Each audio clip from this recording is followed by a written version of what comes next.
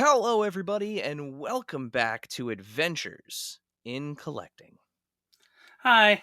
Dave, we are back. We are post Royal Rumble. Yeah. It's kind of like the wrestling fan first kickoff of the year, right? Like it's Yeah, first that big makes event. sense. Like get all the juices flowing. The road to WrestleMania. Um, Yeah, it was a lot of fun. We did a lot of cool stuff for Royal Rumble this year too. So a little different. We have our live situation happening now. A couple of extra videos Mhm. around Royal Rumble. Hope everyone Yeah. is not tired of the wrestling figure content because we're gonna be No. headed in that direction again today. Yeah. Eric, famous for not burying leads. Yeah, but of course I'm gonna not bury the lead just for a couple Yeah. moments while we take care of just a little bit of housekeeping. Um, so January giveaway, we selected our winner. The biker mice from Mars, Sports Bros are off to their recipient. So thank you everybody for entering They that. are indeed. And this month's giveaway is live. So Veterus Rat Packs, the bloodied sword and sorcery. I think I actually have one over here. I can hold it up while I'm talking about it. Yeah, so from our friends at Savage Crucible. So Yeah, really cool. yeah, this figure is dope. I think this might actually be my favorite release of theirs yet. Um I saw us announce it and I was like, oh, nice. Yeah, this thing is That's a really good one. cool. He's got all this like fun blood deco all over his like mandibles and his hands I and like that he's like a cross between something from Masters of the Universe and something like and a member of Guar. it's a great call. And you know what? He does have that orange and green deco on him that is very Battle Cat like. So Yeah, very much so. yeah, Definitely having some rad Battle Cat vibes. we of course have had the folks from Savage Crucible on the show. They were kind enough to send us out a sample both to take a look at. So you can obviously see that here as well as on our Instagram account. But you can also enter to win yourself one, and this is a really cool figure. We really like what Savage Crucible is up to. They're doing a really cool twist on that kind of like fantasy sword and sorcery vibe. 1/12 scale Absolutely. figure. But yeah, you can enter to win one throughout the month. Just visit us on Instagram at AIC_podcast. You will find a pinned post on our profile where you can follow the instructions and enter to win yourself a Veterus Repax. Yeah, I just like saying Veterus Repax. It's got a good like it rolls off the tongue. Yeah, Um like you could definitely hear like William Shatner having fun with that too.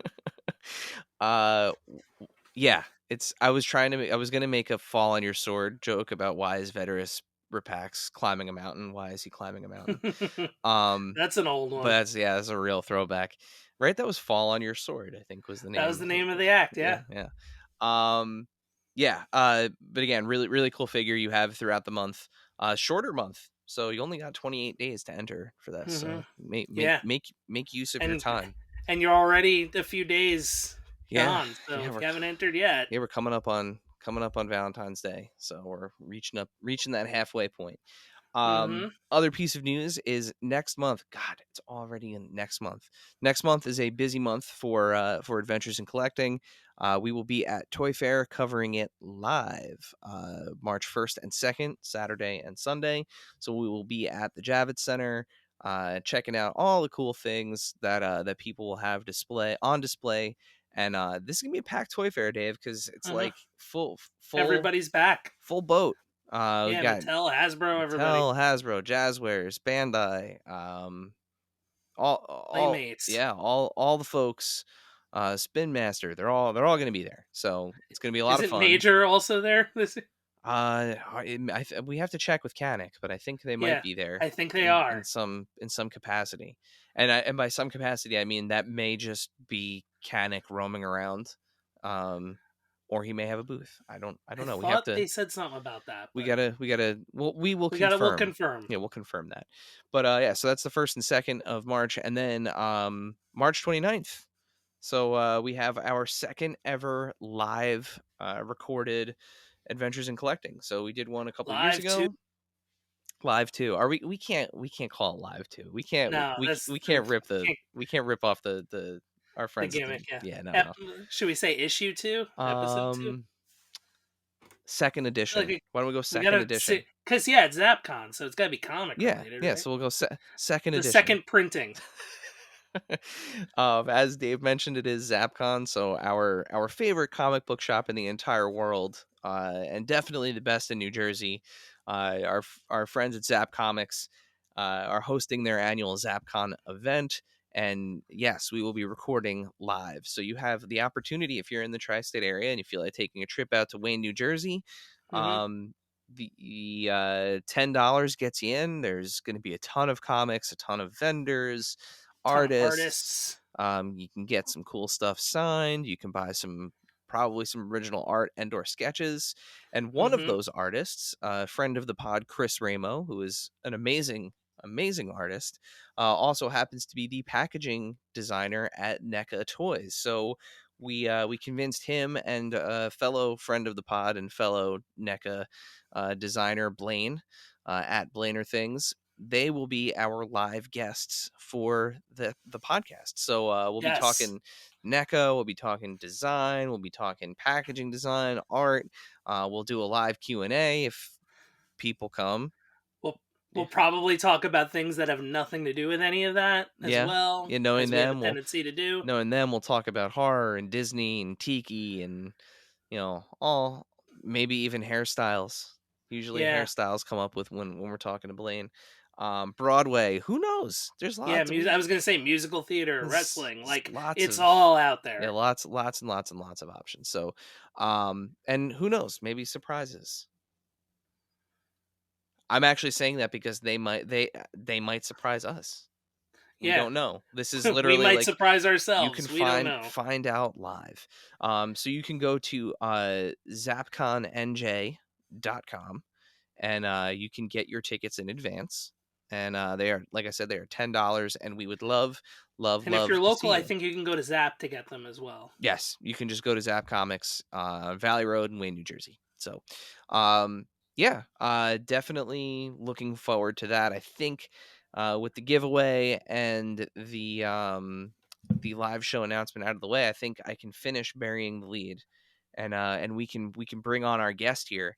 I Uh, think you can, Eric. so this is our second week in a row of our second episode in a row of new friends. We're making new friends on Adventures in Yes. Collecting. We're collecting new friends. That's what we are currently collecting. Today's guest is someone who's blending nostalgia with a deep exploration of the psyche behind collections. Really, he's doing something that we all are dreaming about doing with just about every purchase. Matthew Roman, the founder of Now Home, has created a truly unique space, a toy museum nestled inside his New York City apartment, dedicated to preserving and celebrating the treasures of Japanese pop culture from years past. Founded in 2018, Now Home isn't just a collection. It is an immersive experience that dives into the emotional and psychological connection we have with the things we collect. Whether it's vintage toys or the way design intersects with memory, Matt's work is reshaping how we think about collecting on a personal and cultural level. We're excited to have him here today to talk about his passion, his vision, and how he's bringing the past into the present, one collectible at a time. Matt, welcome to Adventures in Collecting. Woo! New friends. Thank you, Dave and Eric, for having me. Dude, this is exciting. Happy to have you. Yeah. We've Yeah. we've been following you for a long time, and we're big fans Absolutely. of what you've put together and what you've built. And honestly, it's kind of been like an enigmatic thing. Like we didn't know who was Hmm. behind Now Home, and then you posted that very incredible we're gonna plug this right up front. Very incredible video that you did where you toured your museum, and we were absolutely floored. The pictures that you post on like a regular basis just don't do it justice seeing it all. And people are getting if you're watching on YouTube, you're getting a nice glimpse of it behind Matt there. But Yep. yeah, we're super excited to have you here, brother. Thank you so much, man. No, that's super flattering. I gotta have you guys over at the museum sometime. Definitely. Yeah, we're just right That'd across the roll. Hudson there. So Yep. we got to make our way over. So our first question that we ask all of our guests before we kind of dive in, as this is a show about collecting, Mhm. what are you currently collecting? And now you could answer this any way that you want, whether it's what are you Yeah. collecting for the museum or what are you collecting for your own personal collection. It's totally up to you. Okay. Currently, I'm kind of juggling the three ball act of trying to keep up to date with what WWE and Mattel are doing. So I'm definitely in the hole for some pre-orders there, waiting for those to land hopefully in March. Um, Outside of that, I don't know if many people know this, but I do collect Warhammer 40K. Oh, okay. So Cool. yeah, I just had there's a faction called the Death Corps of Krieg. So I just got that box in, and I just got to find the time to paint it. So But do you stay with the then, yeah, miniatures or do you do like the Joy Toy and the McFarlane and I want to get into the Joy Toy. The Mark McFarlane, I'm kind of like meh about, but the miniatures are like where my heart's at for sure. Yeah, I can show one real quick. This one, I know not everyone's going to see this, but that's the headless Space Marine. oh, that's really cool. But that's Cool. been a lot of fun. Just going a little deeper than just displaying, like spending time crafting and painting. Yeah, and But Yeah, I there's love. yeah, that's I, a whole different world. Yeah, I have some friends it's a who do it, lot. and like they'll go from like kind of doing what you see either in like the video games or anything like that to just completely going off the wall. So I like that that is part of the like the Warhammer kind of I guess experience. Yeah, it's such a huge universe, and you can whether it is like the Joy Toy or the Space Marine game that came out. It's a lot of fun, a lot of lore, and a lot of nerdiness that gets me excited. Yeah, see, I've seen Nice. some people do some interesting like colorways where like Mm-hmm. um they'll do like Boba Fett colors or they'll do odes to different or homages to different IP, in like the paint Hmm. scheme on them. It's something that I can't even wrap my head around. I don't think I could paint my way out of let me put it this way. I could barely put a coat of paint on a wall, let alone paint something that's like this big. So I was Yeah. poor at coloring as a kid, so staying inside the lines, both Oh boy. metaphorically and physically, is not something I'm good at. mm-hmm. But yeah, those are like the two main focuses, and then I love soft vinyl toys. Whether it's the vintage kind of kaiju stuff as well as like the designer art toy, if you will. Yep. There's so much there, and I feel like that's one of kind of like the pushing art forms in terms of toy collecting. Yeah. Yeah. And it feels like each piece you get to like really take home something very hand painted, handcrafted most of the time. Yeah, I just watched this. Well, I wish I could remember the name of the YouTube channel. It's like they're like these little short, maybe like 8 to 10 minute stories, and they happen to do one on like the Sofubi, like factory, like the one that's like the most famous. I'm gonna try to find the name of it real quick because I know exactly who I sent it to. I just have to find the message, but it's like this 10-minute video, and it was just like riveting stuff. Let me see if I can find it super quick. I know exactly who I sent it to. I just gotta find it. But yeah, it's something. It's something along the lines of like one short story or something like that. Yeah. And they Yeah, we make could post these. it too. Yeah, we'll have to put a link to it, but they Yeah. go into the process of like kind of where the art form came from, how it Hmm. developed over the years. Here it is. Great Big Adventure is the name of the Okay. channel, and it's the Maru. Marasan? Yes, it goes into the Marathon Yeah. factory, and one of the artists that's been this 86-year-old Sofubi painter that has been hand painting kaiju and Goto-san. yes, yes. I'm like dying to meet that man. Um, He's so cool. they cover so much ground in a short oh my period of god, time. it's Yeah. literally 9 minutes long, and they should make a full length documentary. It was so Hmm. fascinating. I'll make sure that I put a link to it in the description of this episode so Yeah, everyone can watch it. I got to check it out if I haven't seen it already. Yeah, and But I'll that send it over to sounds you. cool. Yeah. Yeah. So Matt, why did you start Now Home? Like, what led to the idea of just Ooh. putting together a museum? Yeah, loaded question. So with the founding of Noun Home, a lot of that kind of had to do with like filling voids in my collection. And we're in certainly like an age where shipping is probably the main form of people getting their hands on things.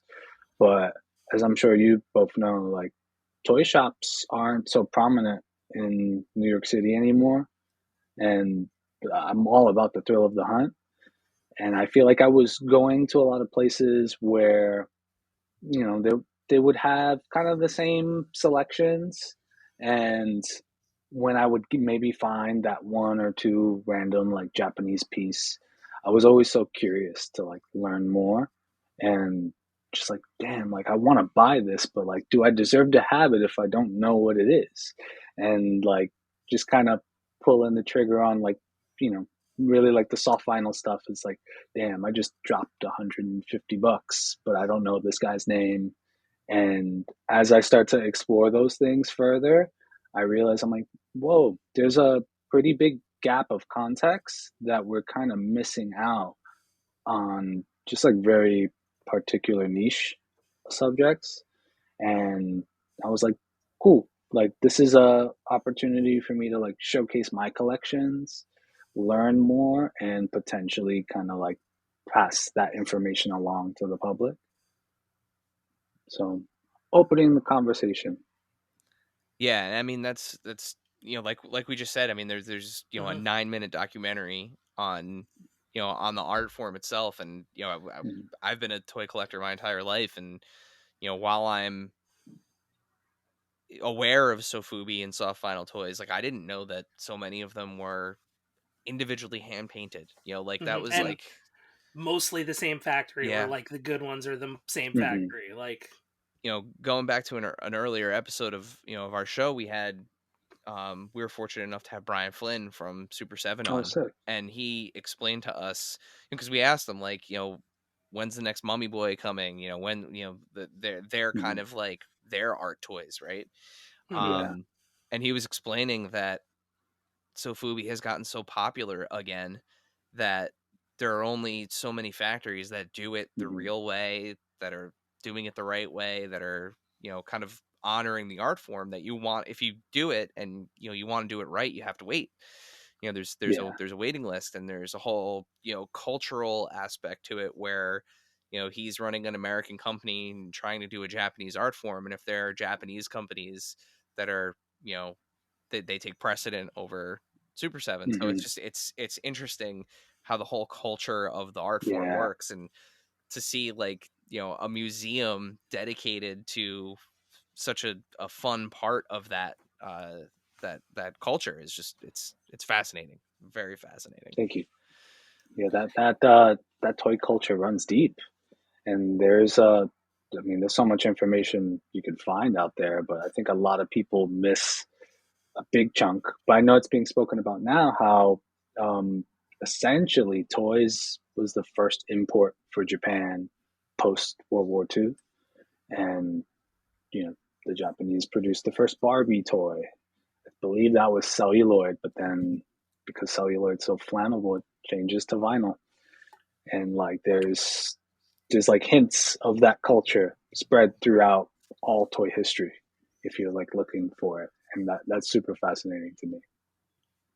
So a big part of your collection and what you have on display at Now Home is Japanese wrestling. So Hmm. what was your gateway into Japanese wrestling, just kind of in general?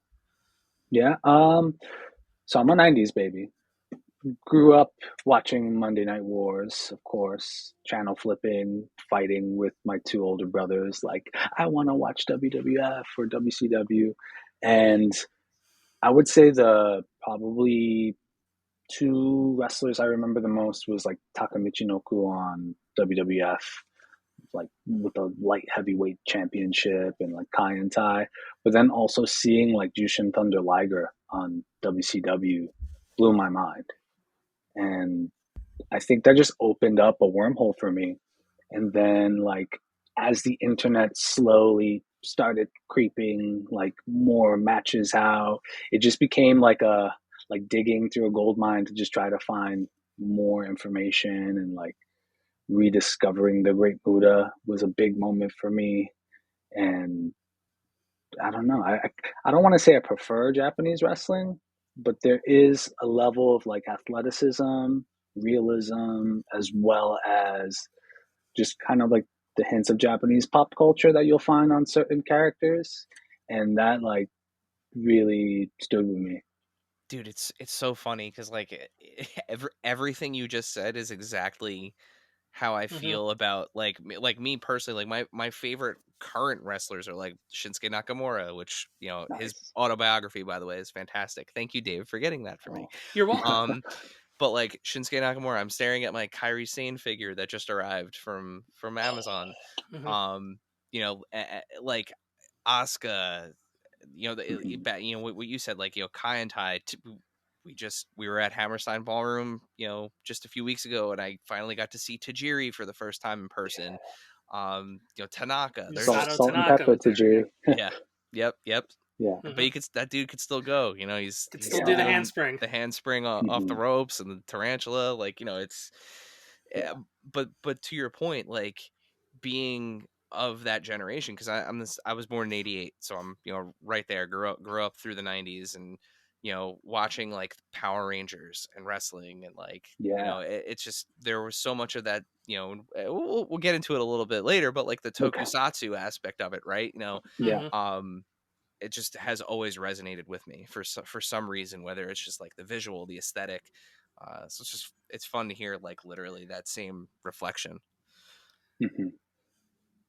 Man. Yeah, Yeah. Go like for me, like the first person I remember seeing was Muda, like, ahead. and Muda and Sting and all that. Like it was just wild. So then all of a sudden you Dude. start to see like you know Bull Nakano in WWF and WWF at the time, and it is this like culture where it's like I heard about it, and really I didn't get into like Japanese wrestling as a whole until college when it was. I was born in 81, so college we're talking like 99, we're talking Attitude Era, but so people started showing up like Liger and all them in WCW, but also like seeing people in ECW from FMW and all that, so like Yeah. Hayabusa and all the Kaientai wrestlers. All it was like kind of a good time or a different time to get in, because now you're seeing it was Four Pillars and all that stuff too over in Japan. Dude, all that era of All Japan is so like mint. Like it's behind a glass window when I think of it. Just like some of the best wrestling out there. With the ECW stuff too, I did catch some of that. I don't know if either of you got to like watch MNN, I think it's Manhattan News Network. It was like a local channel, and ECW would like randomly come on from there. I don't know if like We'd get there's it a on different channel. MSG. Yeah, for us it was I mean, oh, MSG. okay, Yeah. no way, that's cool. I didn't know that. Yep. But yeah, that era of wrestling is awesome, and I feel like we're finally hitting a time period where the general public is like catching on to all that stuff that Hmm. went down in like late '90s, early 2000s. I'm stoked to see it. So, what goes behind the decision to list something in the museum shop? Uh-huh. Really, I think at its core, it breaks down to just finding things and what is available. But then going deeper is about, for me, it's about like storytelling, curating, So wrestling probably makes its rounds the most in the gift shop. But like as an example, I'm sitting on like a decent collection of Kinnikuman stuff that I want to dive into and really like showcase, storytell, and also like I've never finished that anime Yeah. or read the manga, so I'm like learning as I go. But that's like a collection I'm pretty passionate about bringing out, and I just feel like I can't do it the service I want to if I don't acquire kind of like a whole hoard of it to really give a better representation of like all the different figures that came out, different play sets, etc. So it's yeah. So do you use the gift shop to like, as almost kind of like overflow to get some stuff back out into the market, but also, kind of fund filling the gaps in the collections that are kind of on display in the museum? Yeah, it's a little bit of both. I do because I feel like I get requests all the time. Before I actually opened the gift shop publicly, I was doing a little bit of private selling, just from people hitting me up on Instagram, like, "Oh my God, where did you find this?" And just helping them fill out their collections. As it's grown, I sometimes will try to like buy specifically for the gift shop. Mm, Maybe it's something I already have in my collection, or I'm also running out of space. So maybe maybe I can Fair. just part ways with it. And I also am like it's tough to do, but I'm becoming more comfortable with like, cool, let me document this, showcase it, and I can part ways with it. There's another happy home waiting for it. yeah. Yeah, I mean that's one of regardless of whether or not you have a museum or just a very large collection. I think we're a lot of us are reaching that point where it's like, space is truly a premium, Mm-hmm. and space Yeah. is like legitimately physically a premium in New York City. So Oh man, Yeah. I'm like, oh yeah, it's that's like a whole whirlwind of a conversation there too. I yeah, mean, is it? I think New York's still the most expensive city in the country. in the country, yes, not Yeah, for sure. technically not. I don't think it's continent anymore. I think Toronto has New York City Really? these days, but um, It's close I though. it's close. It's definitely the most expensive city to live in the United States. That's for sure. Yeah, it definitely makes things tough, but I'm like all about my nerdiness. I will maybe not drink that coffee at that cafe so I can get an extra figure. And hey, we all make sacrifices. Yeah. My favorite thing was always just seeing what would pop up in there, and then be like, you know, upset at myself that I was like working at the time when, Oh man, when something would disappear, and I'd be like, ah, oh, that's a bummer. yeah. But Yeah, it's uh-huh. but it's also one of those things where it's like, and I think that's the fun of collecting is like, you Mm, know the question of where does it end, and the answer is it doesn't. Like there's always that something does it. new or Yeah. different, or you want to dip your toe in something and have some part of it representative that doesn't exist otherwise. Hmm. And It's tough it's too because I feel like we all collect so many different things, and everyone's collection has turned from like one license per se into like a viewing gallery of all your interests, and mhm. it's hard to like pick a lane sometimes. And the other thing too is, you're never the only person looking for something. Hmm. Like that's Yeah. the other fun part is like, for every 5 people that like something, there's like 10 more right behind you that also Hmm. think it's the coolest thing on the planet. So that's the other Yeah. fun part. Yeah, I mean, I just kind of just for just for fun, I hopped on a whatnot stream last night. That was what was the name of the shop? I want to say it was like Kayfabe Toys or Kayfabe Figures or something like that. And they were doing Hmm. dollar elites to start with, What? like starting bids. And it just blew my mind at like some of the ones that came up and like what they ended up going up to for like a loose, incomplete, in good shape. Like, it wasn't like something that was like gross or anything, but like, Mhm. a loose, incomplete, um, Magnum Early elite. TA, Yeah. went for like $60. And I was just like, whoa, Wow. oh my god, you know, like just Yeah, watching it go up in the 30-second bid window was just insane. Because over the past few years, like there are fewer of them out there Yeah, now. yeah, this is crazy. yeah. Uh, And so how do you? I want to ask you a question, if that's okay. yeah, How do absolutely. you feel about like those market values? Although I feel like specifically for wrestling, we're in that kind of stage where we're seeing the re-releases come through. Hmm. But for me, I'm kind of like waiting out for those guys I missed. Same. So So for a lot of them, like once I saw Punk not be in AEW anymore, I was like, all right, he's coming back. So like, yeah, yeah, and I mean some of the like I have to hold out hope, and I think it's the one that probably ranks most on most ranks highest on most people's lists is like Legion of Doom, Road Warriors. Like at some Yep. point, at some like their estate, you know, the estates of Hawk and Animal, they're you know they're signing deals with other companies. Like you know, shouts Hmm. to mhm. the major Collect Major. Their big rubber guys are gorgeous, but like I think everyone would love to see like a Coliseum Collection 2-pack of Animal and Hawk. You Yeah, know, like an ultimate Road yeah, Warriors. That like Hmm. would rule. it would just be amazing. So you know, and at this point, the technology of the even the elites, you know, those Demolition. Yeah. yeah, demolition. You know that what was that? That they were like a Maddie collector release, I think too, Hmm. right? Demolition, or were they like Legend They Series were One? early Legends, and then Crush was like just a regular flashback series. Yeah, I mean, Yeah, I don't remember that. it would just one as somebody who you know opens them and enjoys them and likes to pose them and photograph them.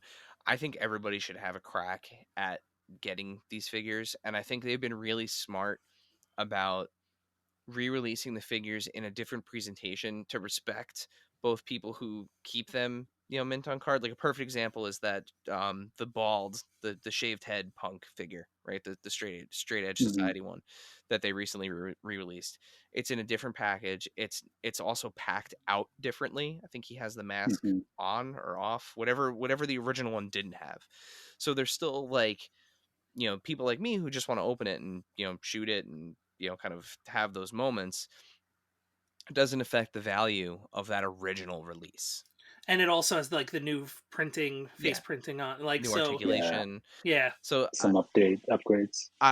I'm all about holding out on certain things. I mean, if it's somebody with a Legends deal, like wait. yeah, like I know people would have said like even as early as like a year ago that like, oh, if you missed out on Brian Pillman, you know, forget it. Like go back and get the old one. And it's like, Hmm. And the family just resigned. you know, especially with his son being in AEW at the time, and you know, it's like now his son's in on NXT, and you know they have a Legends deal, and the Hollywood Blondes Pillman's coming out There we imminently. go. You know, like he's Hmm. up for pre-order. So, I mean, I would say unless you're looking to have like a piece of like the line's history by going back and getting something you know old that's mint on card, and you know whether you're considering it an investment piece or you know just like a sentimental piece that you want to keep mint. Or if it's like you really want a gold dust, Yeah, like hold Yeah. off, or you you know, really want the Malenko. because I think one day too, like somebody like a you know like Dustin, once he's done with AEW, like I don't know. I have to imagine that somewhere down the line he's going in the Hall of Fame, and as long Yeah. as Mattel still has the license, Hmm. you know, he'll sign There's some sort there's of money deal. on the table Yeah, Hmm. yeah. for sure. So switching gears from wrestling for a moment, we've also seen a fair amount of tokusatsu show up in the museum and the gift shop. What drew you to franchises like Ultraman and Kamen Rider? Ooh, I would say I was more into Kamen Rider first, and it's something I've seen around in the toy form, just sculptures of it. And then I want to say Kamen Rider V3. I think I was at like Toy Tokyo, and I just purchased a vintage Bandai one.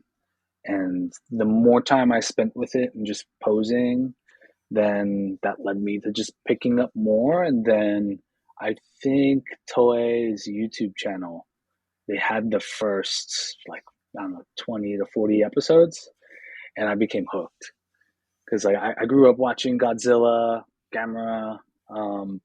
I wasn't the biggest Power Rangers kid, but for those who don't know, that was Yep. primarily inspired by Kamen Rider.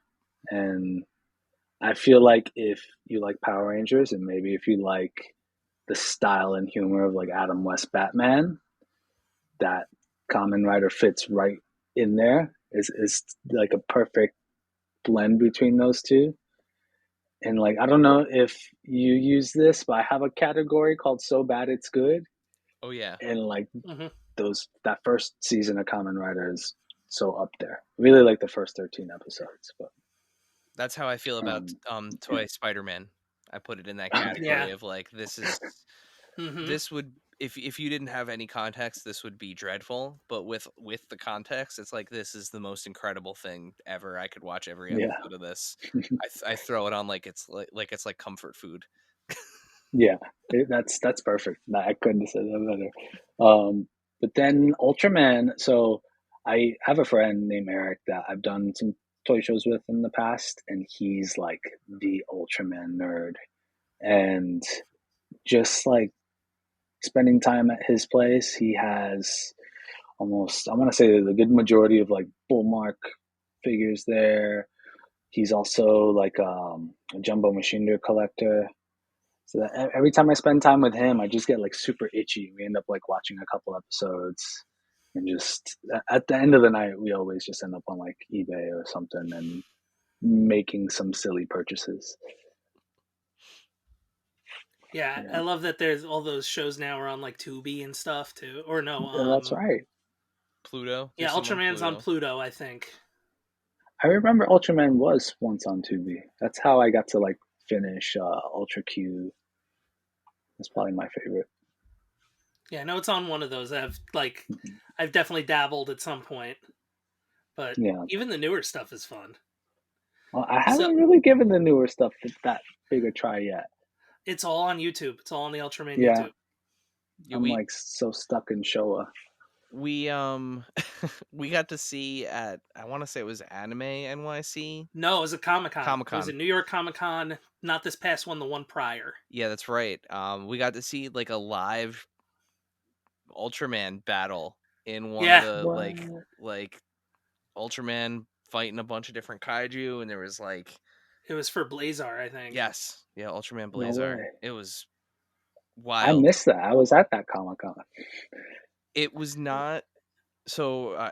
Shouts to our friends at Bondi, who did an It was amazing just job. a Sunday panel. Like it was just a Um, random it Sunday was panel. listed as a panel, and I think it was listed as like an Ultraman live panel, but Hmm. like the description was not like come watch Ultraman beat up kaiju. It was like learn about the new Ultraman. So it was kind of like an unadvertised surprise. I think Hmm. the room was pretty packed. I mean, like there was definitely like Oh standing yeah. room, but I think people were expecting it just to be like, oh, the actors who are in Ultraman. They had some of the voice actors who were doing the English dubs there, and but then the performers came out in the suits from the show, Hmm. and it was really cool to see them battle on a Yeah, it was stage. wild. It was awesome.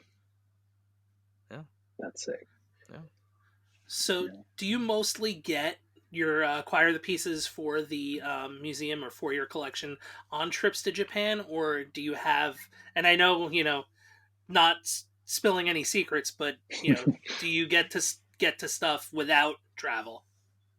So I do get to things without travel, but I would say the bulk core collections, whether it is the tokusatsu figures I've imported or the wrestling guys, actually come from my trips to Japan. I was last there in May. Actually I proposed to my wife who's Japanese out there on Oh, that trip. Oh, nice! congratulations! Thank Congratulations. you. Shout out to Ayumi. But then with my wife being Japanese, she is my cheat code for Google searching things. But I want to say maybe 2017 when I like started getting really heavy into collecting the Japanese wrestling figures. There was a seller I had met on eBay who was just offloading his collection, and we just kind of developed a relationship. Eventually, took that off of eBay, and I was buying a lot of wrestling figures primarily from him. And then in my last trip, there was a collector I met in Osaka that I still keep in touch with. And just opening up those relationships. I think also the Japanese people are very excited that there are interests outside of their country for like these older things that they thought maybe was just purely nostalgia for themselves. So just being able to have that conversation with them, it kind of opens up the lanes for me to bring in more goods. Yeah, I mean that's a great that's a great point. I mean, Japanese culture has really arguably never been more popular to a global audience Yeah. as it is today. For sure. Why do you, as somebody who's made the travel back and forth, and as somebody who has Hmm. curated the collection that you have, why do you think that there's this sudden surge, and over the past say even like 10 years, um, Yeah. such a surge in popularity? I think America and Japan has kind of had this ongoing conversation, specifically post World War II, where we might not think of it in our day to day, but from the foods we eat, the clothes we wear, all the nerdy things we collect, there is there's kind of like always been a conversation on both ends. But in my opinion, I think especially like we're in the age of the internet, social media, etc. I think we're kind of approaching this singularity of having access to that and having access to that information, but it's being shared on either side. Because like if for me as like a New Yorker, fashion dude, skateboarder, when I visited Japan, like that passion that I meet on the streets here for those things, it's just the same, if not more, over there. And I think there's just overall like a eagerness, maybe a little shyness too, but then just the exchange. So, but then I mean, to go further into that too, like you have people rediscovering anime for the first time. Like my favorite anime for the past 20 plus years has been Hajime no Ippo, this boxing anime that I actually discovered from like a burned PlayStation 2 video game that I was given. Hmm. And that just hit Netflix, I think, last year. So this, like, I'm finally having conversations about that 20 years later with people. And I think it's just finally like, yeah, I don't know, like nerd culture is far more accepted, if you will. Yeah. I You mean, Yeah. know, that's for sure. I mean, I think you mentioned it, and it's almost like funny to say it, but as I'm wearing a Godzilla Godzilla Mhm. eating ramen shirt, I think the food does have like a really big impact on it. For Like sure. I remember one of the first things that I associated with So I was very fortunate as somebody who loves Japanese culture. I grew up with a friend who was half Japanese, and his cousins were always sending like cool stuff over for us to like watch. Whether it was, they were recording episodes of, or sending over episodes of like Dragon Ball Z before they aired on like Toonami over here. So like we were like yeah. cool because we knew what was going to happen before everyone else did. But I think the food has a lot to do with it. And one of the first things that I Mhm. remember pop culturally was Iron Chef. Watching Yeah. those Hmm. original episodes of Iron Chef on like old Food Network when Loved Iron Chef. there wasn't a whole lot of like programming. It was basically like Yeah. Emerald Lagasse and and Iron Chef. Hmm. Eventually, we got Rachel Ray. Yeah, Yeah. mm, somebody always comes Yeah. around to ruin it. Yeah. Yeah. But still love Morimoto to this day. Went to his restaurant in Dude, Vegas. like I remember Sick. when we went to Dave, I think it was when you graduated college. Graduated college, his We first restaurant in we Philly. went to his restaurant in Philly, and we were like, felt like we were in like the presence of like I don't even know if he was there that He day, probably was not. but like felt like we were in like eating in the wake of a celebrity, and it was like, Hmm. this is the best sushi I've ever had in my entire life, like um but yeah, I think the food has a lot to do with it in a way, Yeah. because that's for a lot of people, that's a gateway into the culture. It's like, Hmm.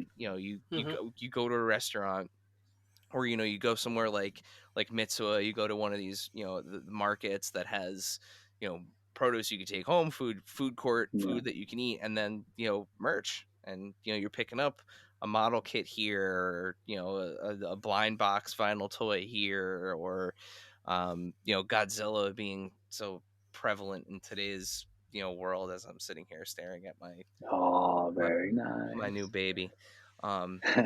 But yeah, it's just one of those things where, yeah, it's really fascinating. And as somebody who has been a fan of the culture, and somebody who's loved the culture for as long as I have, like, it's nice to finally feel normal. Yeah, Yeah, or right. you're going to the flea market and finding like where your cousin's making you like a fourth generation dub of like the best of Cactus Jack, which was just the IWA King of the Deathmatch tournament, but Hmm. Yeah. Yeah. Or, like like, I don't have to Yeah. worry about, I've got two little ones, and we're doing our first ever watch through Dragon Ball, and, like, Oh, wow. she went to school, uh, and told her friends that she was watching it. Now her friends are watching it, and, like, it's, like, not like a Sick. big deal. So, like, The it's next generation. mhm. great. It's There so we great. go.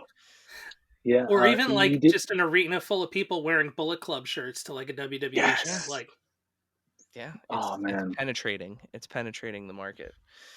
Yeah. That's what it's all about. And like, it's cool too, because like that conversation, if you ever make the trip over there, firstly, those things that you mentioned, the food and just the culture, the respect and cleanliness will change your life. But then, like, you know, you're just gonna land in the airport at a language or at a country where you might not speak their language, yet you're gonna feel right at home. And they do that so well. One day. One day I'll get mhm. there. Yeah, yeah. So how well we talked about the aftermarket briefly, but like Hmm. how has the surge in popularity really affected the aftermarket for especially things you've listed or things you've been trying to Yeah. get? I think it's a double-edged sword, right? I would say specifically on like the tokusatsu vintage vinyl side, that world, it's very layered. So there's people just purely collecting like original hand cast in Japan vinyl, airbrushed, hand painted, etc. And those actually tend to fetch for like a couple $1,000s for per piece. But then as you like flash forward from that to like manufacturing switching from made in Japan to made in China, like early 90s, even late 80s, that stuff, I think it's starting to get its appreciation just for like its aesthetics, but we're seeing the price go up. It's it's tough importing, where that shipping cost can make a huge impact on that final price. And like even with the Japanese figure market, like you used to be able to buy an Atsushi Onita figure for like 30-40 bucks on card. And even from those to like, I guess the more grail for most people would be like a Bruiser Brody, Abdullah the Butcher, or Stan Hansen. I can't find those for like less than 150 bucks. And it's tough even to go back to the question before, like, how do I decide to bring what into the gift shop? A lot of that has to do with me not wanting to ask too much for a figure. Like, I'm sure there's people that are willing to pay that top market value, but it's like it's kind of weird seeing one figure line that maybe you're discovering for the first time, and it's like, why is Ricky Choshu $20? But then Yeah. this figure of Abdullah the Butcher is like 150 to 250 bucks. So it's a weird thing to navigate.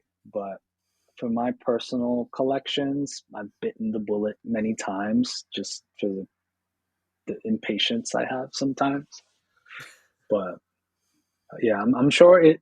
I'm honestly expecting with the new international shipping affairs that it's probably going to rise, and we're all going to be feeling that, and it sucks, but I think we're all aware that's coming. Yeah. hmm even on our you Yeah. know the stuff that just became $22 isn't going to be $22 anymore. Yeah. Yeah. Well, Hopefully that is not permanent.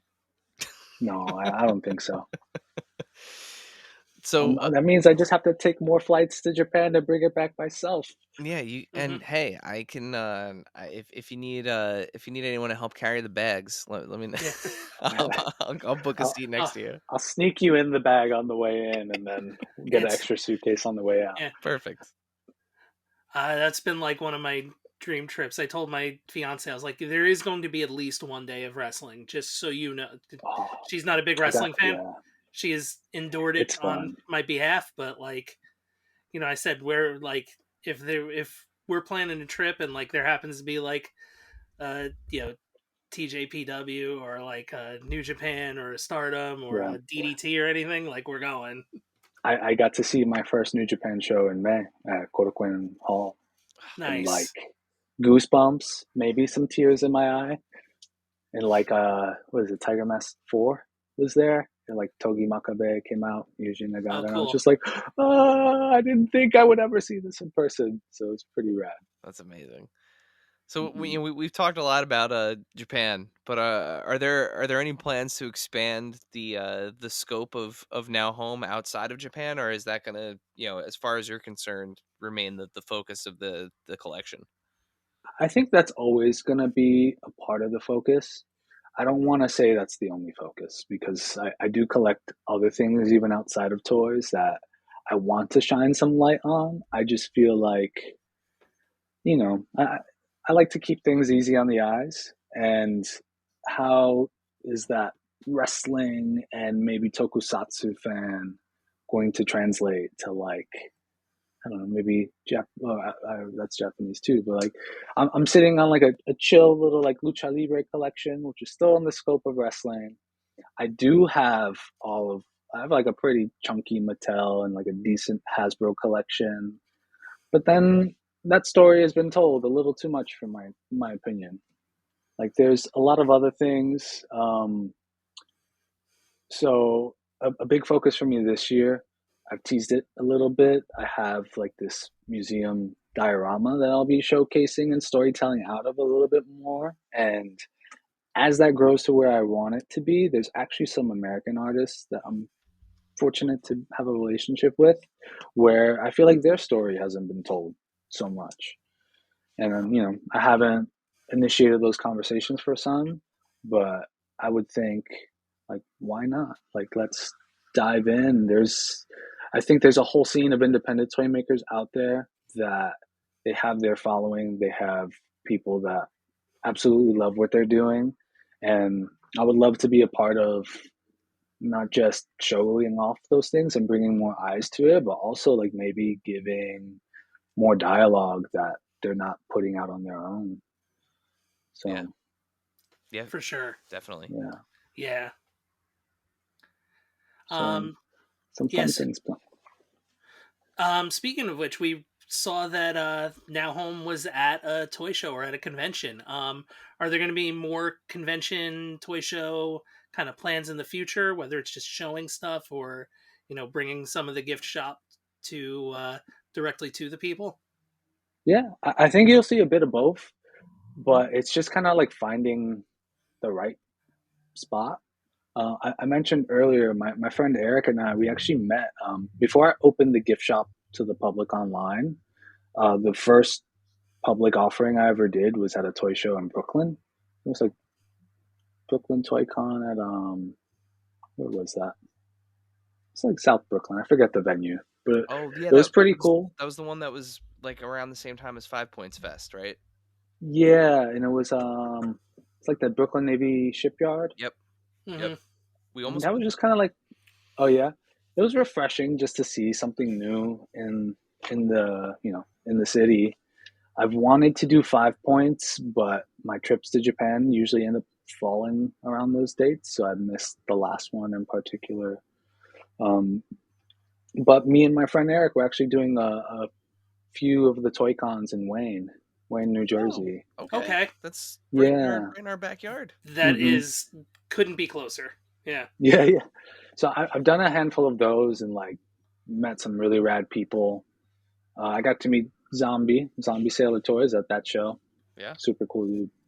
Um, and some other friends now, like, just that was probably the first experience of someone coming up to me and being like, "You're the Now Home guy," and that was cool just to like have a nice conversation off the internet in person and just like get nerdy and talk toys and wrestling. And I would love to do more of that. The last show I did was actually at a friend of mine who runs a sneaker shop in the Lower East Side called Extra Butter, and that came about super last minute. I was like, hell yeah, like let's showcase this and put this in an environment that it normally wouldn't be in. Because I think another purpose for me is like maybe bringing these interests of mine to crowds that don't get to see this in their world and see where it mingles and works and what gets people excited. I, So, I I'm yeah. I'm I don't I hope Jesse is planning on doing it again, but I feel like Now Home would be a really good fit for it's not Toy Pizza Fest. Toy Pizza Fest. Yeah, I almost called it the Yeah. other thing. It's not a It's not convention that anymore. anymore.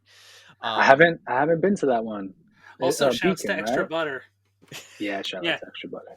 Thank you, Bernie and but yeah, Helena. that you'd be a great fit for Yeah, that Yes, show. I agree. yeah. Jesse's a great guy. Him and Nick. Nothing but love for them. Yeah.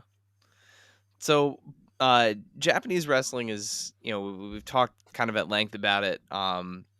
But it's still kind of an underserved entity in the figure market. They're the Good Hmm. Smile 16D figures, and shouts to Junk Shop Dog with the Popey revivals, as well as an occasional Storm collectibles figure. Hmm. With retro style figures taking off, why do you think the Chara Pro and Magura House style of figures have not really made a comeback in the in kind of like the retro revival market?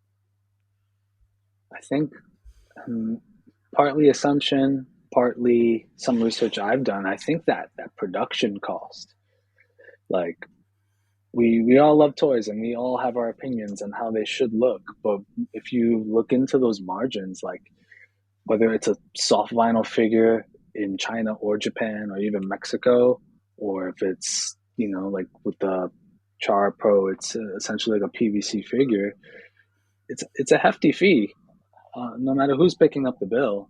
And I feel like the figure collecting community is kind of like we're really fixated on like 6 and 7 inch scale, multiple articulations, where I don't know if that style translates today.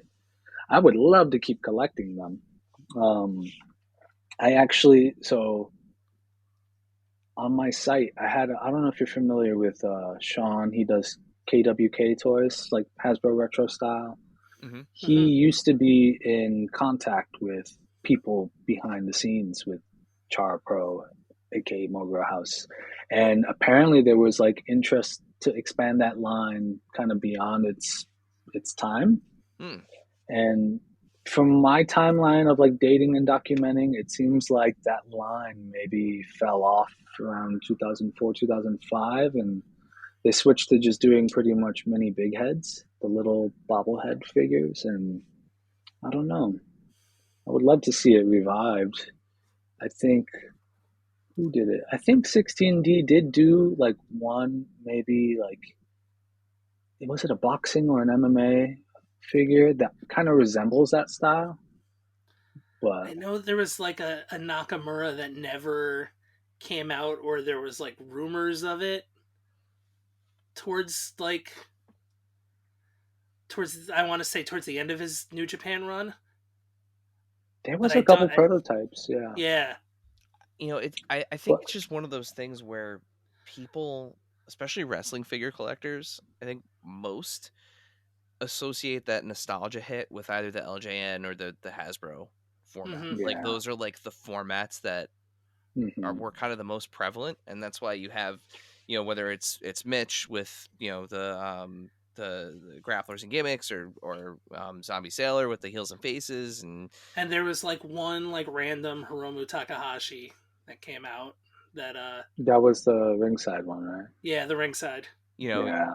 you have people that are kind of stuck in those formats, and I mean for good reason. Who would be Those an figures awesome are, Chara Pro, by the way. but like Yeah, I feel like there is an opening there for somebody to kind of come in absolutely. and continue those Chara Pros, because there are so many Hmm. iconic. Like I don't know why the one that I think of every time is Zandig, but like when I think of Chara Pros, That one's so good. I think of Zandig. It's and he's Um, literally like the most ridiculous human being on the planet. Like, I know, but there are so many. Jesus. Exactly. yeah. Thank you, Matthew. Um, there are so many good Chara Pros out there that, Hmm. like, you know, Hmm. Yeah. and to your point, it ended really too soon. Yeah. To add to that too, another thought that I had. So on my website, I did like an exhibition, really going into depth on that line. It really started as a New Japan Pro Wrestling produced line, Yeah. and then as it grew beyond their, I guess, their contracting and legalities, Chara Pro or character products like really took its own lane, and then eventually Mogra House was like another subsidy. I feel like New Japan, like maybe Bullet Club Kenny Omega era would have been the seed planted to Oh really yeah. get that line popping again. Hmm. But I don't know. I feel like Super 7 had its shot with New Japan. We only got two waves out of it. I think Brian spoke on like, I don't know if he spoiled it, but like there was a rumor of him still putting out a Jay White figure that was slated for Series 3. And like, I think it's just finding that right company who can also have that dialogue with a Japanese company and be able to do that. Because like, there's so many figures. Nakamura and Tanahashi got their like rookie figures with Chara Pro, but we've never Yeah. seen their iconic looks. Like, there's no high fly flow Tanahashi out there. I would Yeah. There's love no every, Okada. yeah, Yeah. What is it? exactly. Technically, young lions, right? They got their young Hmm. lions Hmm. figures. Exactly. Yeah. But like, give me Lij, give me the Bullet Club. Just give me Hmm. the bullet pose over and over again. That would look so good on the shelf. So we got to put it. We're putting it out there into the ether now. Yeah. Yep. That's it. We got Maybe to it'll happen. Throwing that positivity out we have to there. Manifest it. self Hmm. There actualize. you go. Well, with that question, this takes us to the end of our interview here. Matthew, thank you so much for taking the time to be with us. We have a tradition on the show where before we plug and send you on your way, we have a customary question that we ask all of our guests. So, Okay. Dave, would you like to fulfill your role as this podcast's James Lipton and ask our final question? Yeah, I'm gonna actually bring the microphone to me Okay, there since. we go. Ooh. Yeah. Our final question that we ask all of our guests. Matt, what is your favorite and/or strangest piece in your collection? It can be one of each, or it can be both. Ooh. I'm gonna go with one of each. All right. Um, strangest and weirdest, right? And So, favorite, strange. Sorry, Strangest slash weirdest, weirdest, and your and then favorite. yeah. and or favorite. Okay, there is a Japanese anime and manga known as Obakyu, and it's like a weird white looking ghost, and it has like really big lips. It's always sticking its tongue out, kind of cute, kind of creepy. There is a Japanese artist. I'm spacing out on the name, but when I was over there, I picked up kind of like a reworking of the motif, where instead of the ghost, it's essentially a dick. It's a penis. That's the strangest. And if you give me a second, I'll show it. Oh, I always say the weirder the better. And it's a finger puppet. And I saw it and I was like, oh, how weird. Like, I got that has to be on the shelf. Oh The my weirder god, the better. that's excellent. That's definitely the strangest of the weirdest. The favorite, oh man, there's too many to pick. You know what? I want to say, when was this? Last October in Massachusetts. I'm forgetting. It's not Salem. It's just outside of Salem. But there was a soft vinyl festival that was actually Jesse from Toy Pizza was there. It was hosted at this silk screening shop. But I guess the main attractions, if you will, was Morty-san, who does Real Head. Hmm. There was Uamu, and Cord Viper was there, and who else was there? Gokudo was there, and I like hopped on a Greyhound at like 4 a.m. Went up there, waited in line at like nine in the morning. And if anyone knows anything about the real head figures, it's usually like a numbered popsicle stick for your queue in line. And I've had like a small relationship with Morty. So it was nice to see him in person at the time. I had never actually met him in person. And I have his Chaos Man glow in the dark vinyl, and it's like rubbed red ink all Oh, over it. that's cool. Hard. Sounds I cool. can show it. I know some people might not be watching, but maybe listen then watch. I'll show it off real quick. You can see it in that back corner. You guys see that? Oh yeah, yeah. Yes. Oh, that Yeah, is so cool. I don't know if my MacBook's getting it right, Oh but no, we're that seeing it. figure, yeah. So when you were lining up, you had a little sneak peek. You can preview the figures before you waited, and everything is hand cast, hand painted in very, very small quantities. And I think I was like the 38th person in line. So I was sweating, just like, oh my God, and probably drank too much coffee. So shakes and everything. I'm like, that's the only thing I want. Like, I can, I can miss out on everything else. And I got the last one, the Nice. very last one. Nice. So that right now is still like high up on there for my favorites. Very cool. Oh, that's Awesome. awesome. And thank you for giving us a little extra peek of Yeah. Yeah, the for sure. the You'll get the full tour when you're back in the city. definitely. So, Matt, before we let you go, please tell our viewers, tell our listeners, where can they find you online? Where can they learn more about Now Home? So, nowhomeshop.com is the website where you can find not only the gift shop, but I have a preservation museum section where I've done two big exhibitions, just kind of diving into the psyche and the production behind some figure lines. But if you are on Instagram, it's NowHome NYC, at NowHome NYC, and that's where I do most of my sharing. I'm very reachable. You can DM me, chat with me. If you need any recommendations for Japan, I'm your guy. I'm on TikTok, but that seems to be a touchy one these days. So I've been Yeah. leaving that alone. Again, hopefully something that stays there. Yeah. Yeah. And that's also at Not Home NYC. Awesome. Well, we'll make sure to put links to both the Now Home website as well as your Instagram handle in the show notes in the description below. Matt, thank you again so much for joining us, and thank you for No, doing thank what you you're guys. doing for Yeah, the toy world. absolutely. I mean, the amount Yeah. of niche preservation that is happening in such a small space Mhm. in And New York like it's City. just one of those things where it's just like it used to be like a if you know thing with some of this Yeah, stuff, Yeah, and it's just getting it out there to more people. yeah, for it's really sure. incredible what you're doing.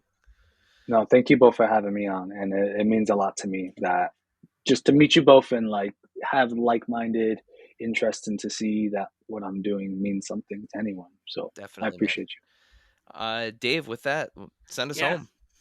Yeah. Everybody spread your wings, get out there and learn about something new and some new toys.